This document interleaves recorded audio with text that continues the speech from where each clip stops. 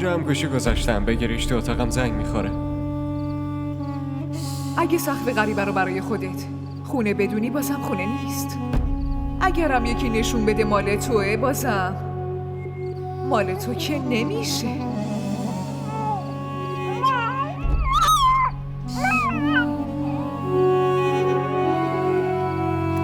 خواهر، من نمیدونم اون دختر کیه و چرا شما اونقدر باهاش خوبین، ولی یه چیزی رو خوب میدونم که صبا دختر برادرتونه.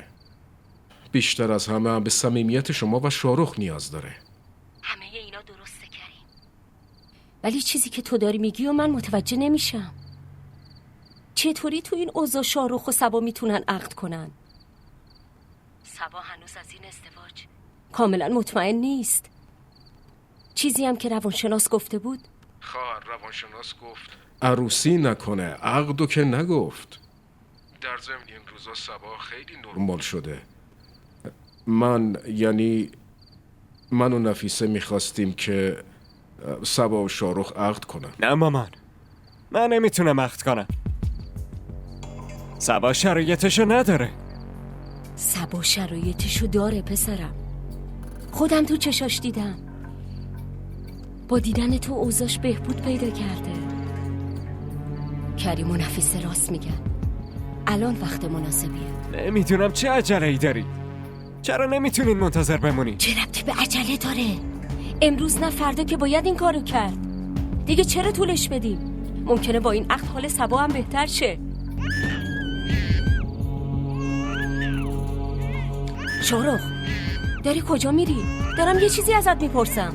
مامان سمیر گریه میکنه. بچه‌ها همش گریه میکنن، بعدم درست نیست این موقع بری اونجا. آخه شاید حالش خوب مامانش نباشه. دکتره دیگه، خودش مراقبش هست. اما اون نمیتونه نگهش داره، اذیت میشه. وایسا، اذیت بشه براش خوبه. نگهداری از بچه رو یاد میگیره. ول کن دیگه، به حرف من گوش کن، دارم ازت میپرسم. مامان من الان حرفتون رو نمیفهمم. اون بیچاره داره گریه میکنه. شاهرخ،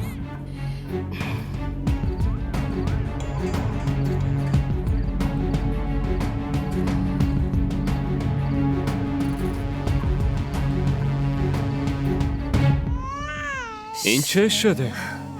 نمیدونم چه شده، همش گریه دادش به میکنه. من جونه، بیا اینجا. آخه آروم جون، آروم آروم آروم.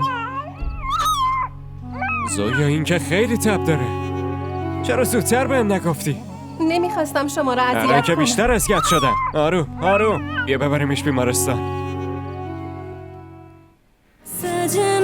सजना वे दिल नहीं लगदा वे तेरे बाजू दुनिया तो कुछ नहीं सजदा वे रावो चकलो के तेरा